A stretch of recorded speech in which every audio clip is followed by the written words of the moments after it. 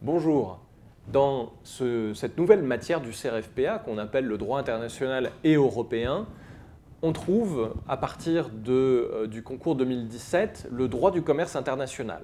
Alors le droit du commerce international, c'est une matière qui, en toute honnêteté, n'est pas très compliquée, qui s'apprend par cœur assez facilement et qui donne lieu à des cas pratiques qui sont assez fléchés et assez simples à réviser en réalité. C'est une matière qui n'est pas inintéressante en plus. Alors la plupart des privatistes en ont au moins une vague notion, même si ça n'est pas une matière obligatoire du cursus, ils en ont pour la plupart du temps un aperçu au moins indirect. Par contre, pour les publicistes, ça semble complètement étranger. On pourrait se dire, oh mon Dieu, qu'est-ce que c'est que ce truc? On va étudier des franchises, des contrats de distribution, des contrats commerciaux. Moi, je n'y connais rien. En réalité, ça n'est pas trop le cas. Et c'est vrai que quelques contrats internationaux sont au programme, notamment la vente internationale de marchandises, mais ce sont en réalité des parties du cours qui sont très simples, qui ressemblent pas mal au droit interne, qui s'apprennent assez facilement et qui s'appliquent assez facilement en cas pratique.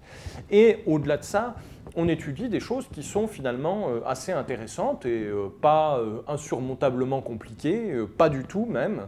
On étudie les contentieux internationaux notamment, on étudie les sociétés internationales, les groupes de sociétés internationaux, et au final, ce sont des choses qui sont plutôt intéressantes à savoir au niveau culture générale et pas inabordables du tout. Pas abstrait comme on pourrait le penser, pas ultra technique, des choses tout à fait abordables. Prenons un exemple pour vous montrer en plus que ça peut être intéressant à étudier et que ça peut s'incarner dans des figures d'actualité qui sont plutôt intéressantes à suivre. Prenons l'exemple de la loi Sapin II. La loi Sapin II, c'est la loi du 9 décembre 2016 qui a donc été adoptée par la législature qui est en train de se finir et qui est une loi principalement de modernisation économique et une loi de lutte contre la corruption et pour la transparence. Alors vous me direz, quel est le rapport avec le droit du commerce international? Eh bien notamment, on a dans cette loi deux articles qui changent l'immunité d'exécution des États. Alors, vous me direz, qu'est-ce que c'est que l'immunité d'exécution des États? L'immunité d'exécution, c'est quelque chose qui protège, c'est une fin de non-recevoir qu'un État étranger peut opposer à l'exécution d'une décision en France. C'est-à-dire qu'un créancier d'un État étranger, muni d'un titre pour procéder à une mesure d'exécution forcée contre cet État étranger, pour autant ne pourra pas mettre en œuvre la contrainte que représente cette mesure d'exécution forcée, parce que malgré son titre, malgré le jugement dont il a bénéficié, malgré la sentence arbitrale qui a été rendue en sa faveur, eh bien ce créancier ne pourra pas avoir recours à des mesures d'exécution forcée parce que cette immunité de l'État étranger va l'empêcher.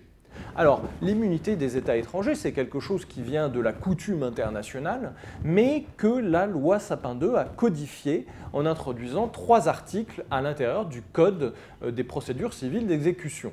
Alors, ce sont 3 articles qui sont numérotés L111-1 à L111-1-3 et ce sont de tout nouveaux articles, ça n'avait jamais figuré dans la loi, qui en réalité renforcent considérablement cette immunité que les États étrangers ont en France face aux créanciers qui voudraient faire exécuter un titre contre eux. Cette protection supérieure accordée aux États étrangers passe notamment par le fait que maintenant, les créanciers devront obligatoirement obtenir une autorisation d'un juge français avant toute mesure d'exécution sur un État étranger. Et ça, quel que soit le titre qu'ils ont à leur disposition, jugement, sentence arbitrale, titre exécutoire, etc. etc. Mais au-delà de ça, tout un tas de dispositions qui sont contenues dans le détail des articles L111-1-1 du Code des procédures civiles d'exécution et suivants vont compliquer la tâche des créanciers en étendant l'assiette de cette immunité et en rendant beaucoup plus difficile la tâche des créanciers qui voudraient saisir des biens d'un État étranger. Et alors, pourquoi c'est intéressant? Alors, c'est intéressant non seulement parce que c'est technique, parce que ça change les solutions qui étaient retenues par les jurisprudences, c'est intéressant également dans le fait que cette loi, en fait, est faite pour désamorcer une jurisprudence de 2015 de la Cour de cassation. Donc, on a un exemple d'une loi qui est faite pour briser une jurisprudence. C'est toujours intéressant d'avoir quelques exemples comme ça à sortir et à étudier. Et puis, au-delà de ça, c'est intéressant parce qu'il y a quelque chose dans cette adoption de ce quasi-cavalier législatif, parce que finalement l'immunité d'exécution des États étrangers, ça n'a pas grand-chose à voir avec la corruption et avec la transparence de la vie économique française, eh bien il y a quelque chose d'un soupçon de relations internationales derrière. Pour le comprendre, il faut remonter un petit peu en arrière dans le temps et s'intéresser à l'affaire Yukos. Yukos, c'est ce conglomérat, cette gigantesque entreprise publique russe qui est quasiment l'entreprise monopolistique en Russie pour tout ce qui est des ressources en hydrocarbures, que ce soit le gaz ou le pétrole. Yukos, en réalité, était une société privée, jadis, qui a été nationalisée par la Fédération russe, puisque c'est le nom officiel de l'État russe. Eh bien, les anciens propriétaires de Yukos ont introduit une action contre l'État russe, contre la Fédération russe, pour dire qu'ils avaient été expropriés et qu'ils avaient le droit à, du coup, être indemnisés de cette expropriation.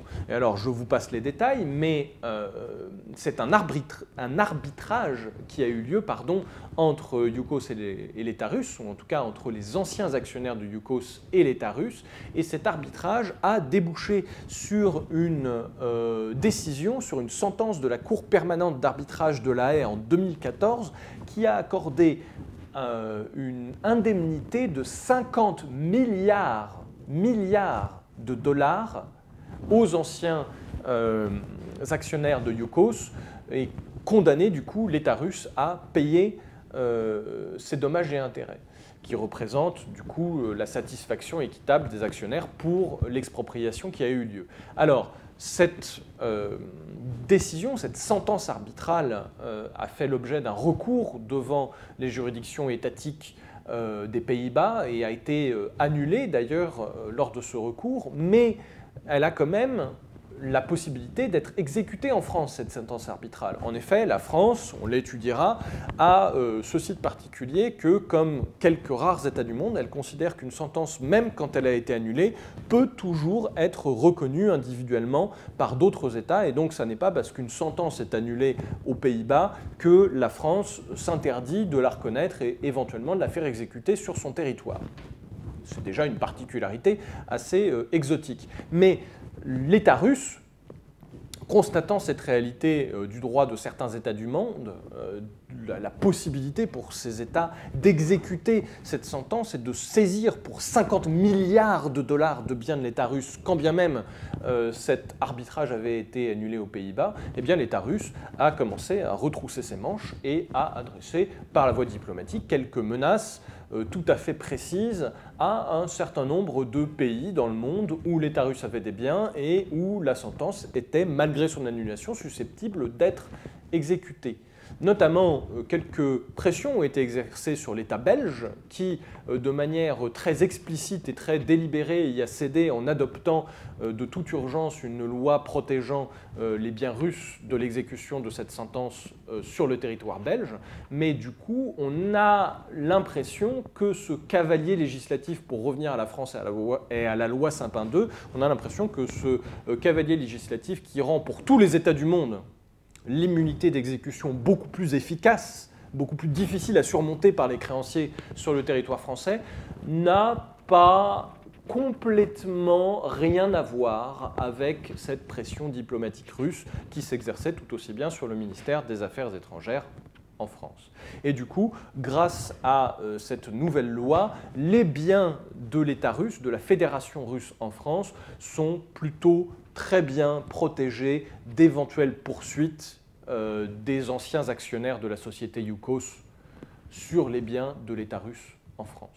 Et du coup, on voit que quelque chose qui semble tout à fait abstrait et qu'on va étudier dans le cadre du programme de droit du commerce international, qui est l'immunité de juridiction et d'exécution des États étrangers en France, peut s'incarner dans un exemple tout à fait concret et tout à fait intéressant. Je ne dirais peut-être pas amusant, parce qu'il n'y a probablement pas lieu d'en rire, mais en tout cas qui est tout à fait passionnant à suivre, avec des tenants et des aboutissants qui sont finalement assez fascinants quand on se penche en détail sur l'affaire. Et du coup, l'arbitrage international, c'est quelque chose qu'on étudie dans le cadre du programme de droit international européen.